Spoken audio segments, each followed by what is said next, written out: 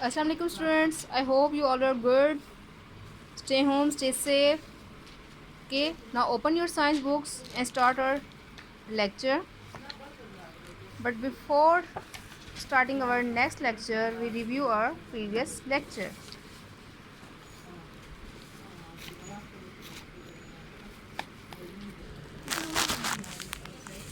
जी तो स्टूडेंट्स, क्या आपको याद है हमने प्रीवियस लेक्चर में क्या पढ़ा था? Classification of animals.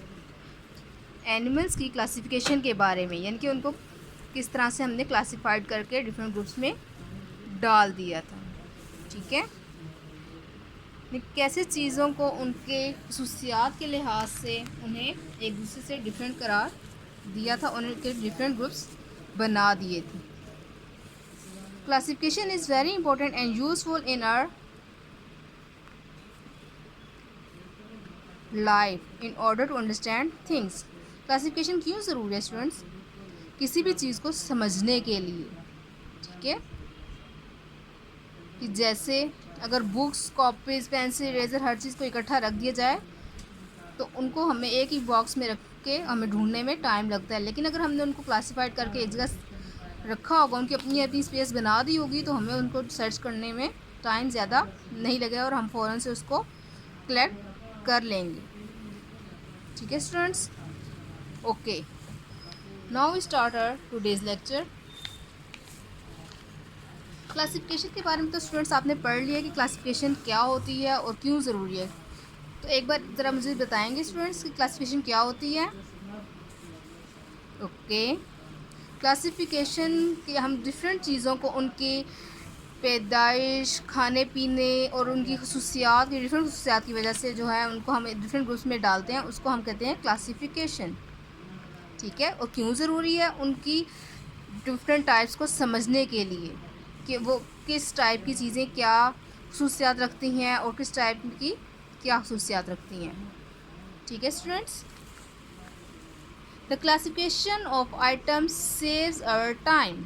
जैसे कि आपको मैंने बताया था कि अगर हम डिफरेंट चीज़ों की अलग से स्पेस बना देंगे तो हमें उनको ढूंढने में ज़्यादा टाइम नहीं लगेगा।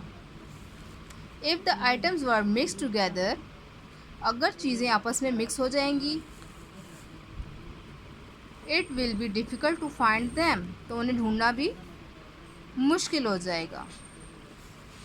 Living things are classified into following major groups, इसलिए जो जानदार चीज़ें हैं उनके डिफरेंट मेजर ग्रुप्स बना दिए गए हैं।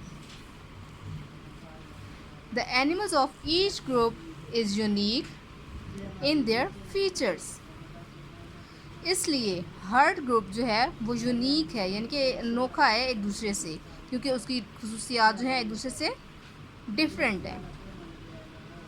Which are different from the other groups, जो कि दूसरे ग्रुप से भी डिफरेंट हैं। ठीक है, अब उनकी वो कौन से मेजर ग्रुप्स हैं students? Now I tell you, microorganisms. Microorganisms होते हैं कि बहुत छोटे जानदार जो कि आम आँख से दिखाई नहीं दे सकते, जिसे हम माइक्रोस्कोप के नीचे देख सकते हैं। फंजाई, फंजाई क्या होता है स्टूडेंट्स? फफूंदी टाइप चीज़ होती है। जैसे कोई आप जब रोटी वगैरह रख देते हैं ये कुछ भी, तो वो उसके साथ जो ग्रीन ग्रीन सा ख़राब होके लग जाता है, उसको हम कहते हैं वो उसकी फंजाई है, फफूंदी है। प्लांट्स, पौधे, एनिमल्स, जानवर।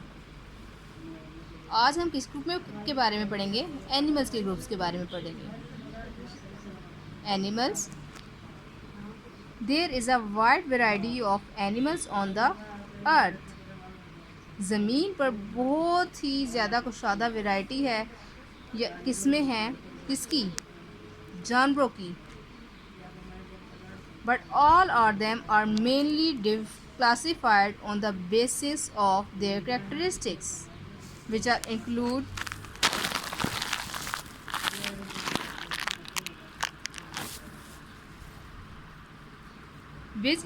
body parts and mode of reproduction.